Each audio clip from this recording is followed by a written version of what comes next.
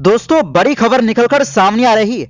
जुमे की नमाज के बाद supreme leader Ali Khamenei Israel America को दी चेतावनी, हमला करके देखो, ईंट से ईंट बजा देंगे।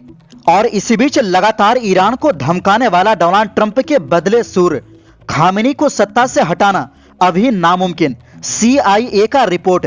जानेंगे क्या है पूरा मामला। अगली खबर में आपको बताएंगे लैटिन अमेरिका में फिर खतरे की घंटी। कोलंबिया के राष्ट्रपति पेट्रो बोले, अमेरिका के मिलिट्री कार्रवाई का खतरा अब हमारे ऊपर। और इसी के साथ आपको बताएंगे किम जोंग का धमाका, पुतिन को बिना शर्त समर्थन देने का ऐलान। और साथ में अमेरिका भारत पर लगाएगा 500% टैरिफ। अब विदेश मंत्रालय ने दी इस पर प्रतिक्रिया। तो बिना समय गंवाए बात करते हैं खबरों की। दोस्तों, ईरान में विरोध प्रदर्शन के बीच supreme leader Ayatollah Ali Khamenei ने अमेरिका और इजराइल को सख्त चेतावनी दी है। खामेनी ने कहा कि हम अपनी सीमा कभी नहीं भूलते हैं, लेकिन अगर कोई हम पर हमला करने की कोशिश करेगा तो उसे उसकी कीमत चुकानी होगी।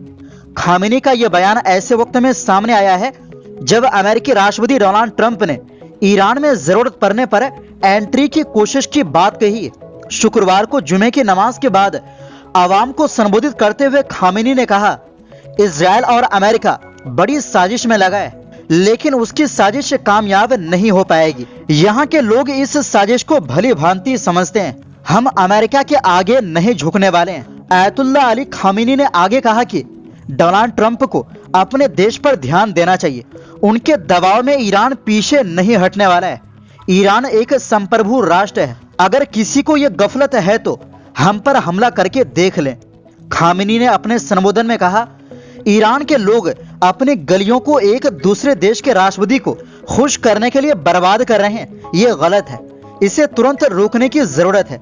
इस बीच ईरान में आयतुल्लाह अली खामेनी की सरकार के तख्ता पलट को लेकर अमेरिकी खुफिया एजेंसी CIA की बड़ी रिपोर्ट सामने आई है। इस रिपोर्ट में कहा गया है कि खामेनी सरकार के खिलाफ जो विरोध प्रदर्शन हो रहे हैं उसमें इतनी ऊर्जा नहीं है कि सरकार को पलट सके।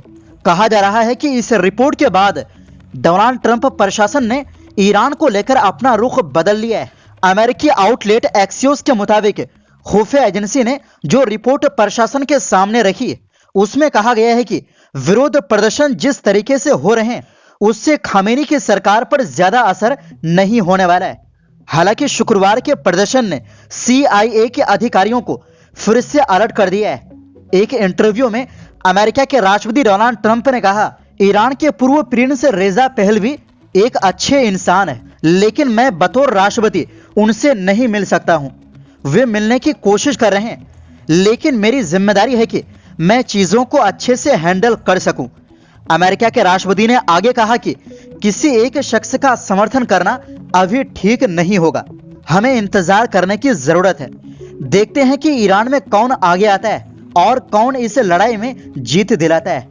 रेजा पहलवी ईरान के अंतिम शाह के बेटे हैं जो फिलहाल अमेरिका में निर्वासित है। खामेनी के खिलाफ रेजा पहलवी रोज एक वीडियो जारी कर रहे हैं और लोगों से प्रदर्शन की अपील कर रहे हैं। यही नहीं, अमेरिकी राष्ट्रपति ने मौत को लेकर भी अपने टिप्पणी में संशोधन किया है। ट्रंप ने कहा कि जो 30 मौतें हुई है उनमें से कुछ भीड़ के कंट्रोल के बाहर हो जाने की वजह से हुई है, इसलिए ये कहना कि सब कुछ में सरकार की गलती है ये ठीक नहीं है। दरअसल ईरान में महंगाई को लेकर हो रहे विरोध प्रदर्शन को मॉनिटर करने के लिए अमेरिकी खुफिया एजेंसी के साथ साथ इजराइल की खुफिया एजेंसी मोसाद भी एक्टिव है। ईरान में मोसाद और CIA से जुड़े 10 से ज्यादा एजेंट गिरफ्तार हुए हैं। ईरान के सुप्रीम लीडर अली खामेनी ने विरोध प्रदर्शन को अमेरिका और इजराइल का साजिश करार दिया है। खामेनी के मुताबिक ईरान के 9 करोड़ लोग उनके साथ हैं। कुछ लोग विरोध कर रहे हैं, उन्हें ईरान की सरकार से कोई लेना देना नहीं है। वे लोग अमेरिका को खुश करने के लिए सड़कों पर प्रदर्शन कर रहे हैं। वहीं दूसरी ओर दोस्तों, कोलंबिया के राष्ट्रपति गुस्ताव पेट्रो ने BBC न्यूज से कहा है कि उन्हें लगता है कि अब कोलंबिया के खिलाफ अमेरिकी मिलिट्री कार्रवाई का असली खतरा है। पेट्रो ने कहा कि अमेरिका दूसरे देशों को अमेरिकी साम्राज्य का हिस्सा मान रहा है। वेनेजुएला पर अमेरिकी सेना की कार्रवाई के बाद राष्ट्रपति ट्रंप ने कोलंबिया को मिलिट्री कार्रवाई की धमकी दी थी। राष्ट्रपति पेट्रो ने कहा है कि अमेरिका दुनिया पर हावी होने से दुनिया से अलग थलग पड़ने का जोखिम उठा रहा है। उन्होंने अमेरिकी immigration and customs enforcement ICE के एजेंट्स पर नाजी ब्रिगेड की तरह काम करने का भी आरोप लगाया। उन्होंने कहा, ट्रंप ने ICE के ऑपरेशंस को काफी बढ़ा दिया है, जिसे प्रशासन अपराध और गैर कानूनी तरीके से अमेरिका में आए प्रवासियों पर कार्रवाई बता रहा है। वेनेजुएला पर अमेरिकी हमलों और निकोलस मादुरो को पकड़े जाने के बाद अमेरिकी राष्ट्रपति डोनाल्ड ट्रंप ने कहा था कि कोलंबिया को टारगेट करने वाले मिलिट्री ऑपरेशन की बात सुनकर उन्हें अच्छा लगता है। वहीं दूसरी ओर दोस्तों, उत्तर कोरिया के नेता किम जोंग ने रूस के राष्ट्रपति व्लादिमीर पुतिन की नीतियों को बिना किसी शर्त पूरा समर्थन देने का वादा किया है। ये जानकारी उत्तर कोरिया की सरकारी मीडिया ने शुक्रवार को दी। सरकारी समाचार एजेंसी KCNA के मुताबिक किम जोंग ने पुतिन को लिखे एक पत्र में कहा, मैं आपकी सभी नीतियों और फैसलों का बिना शर्त सम्मान करता हूं और बिना शर्त समर्थन करता हूं। मैं हमेशा आपके और रूस के साथ खड़ा रहने के लिए तैयार हूं। यह फैसला मेरा स्थायी और अटल रहेगा।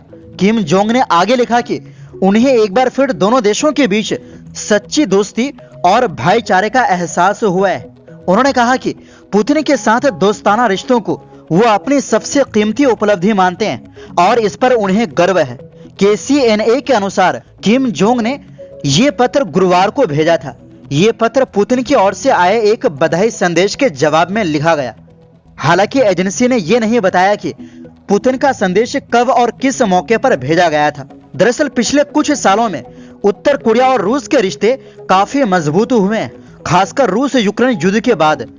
उत्तर कोरिया ने इस युद्ध में रूस का खुलकर साथ दिया है। रिपोर्ट के मुताबिक अगस्त में उत्तर कोरिया ने करीब 1000 सैन्य इंजीनियर रूस के पश्चिमी शहर कुर्स्क भेजे ताकि यूक्रेनी सेना की बिछाई बारूदी सुरंगें हटाई जा सकें। इससे पहले उत्तर कोरिया करीब 15,000 लड़ाकू सैनिक भी रूस की मदद के लिए भेज चुका है। दक्षिण कोरिया की खुफिया एजेंसी का दावा है कि इस युद्ध में उत्तर कोरिया के लगभग 2000 सैनिक मारे गए। वहीं 2024 में रूस और उत्तर कोरिया के बीच रणनीतिक साझेदारी समझौता हुआ, जिसके तहत तय हुआ कि अगर किसी तीसरे देश ने दोनों में से किसी पर हमला किया तो दोनों एक दूसरे को सैन्य मदद देंगे।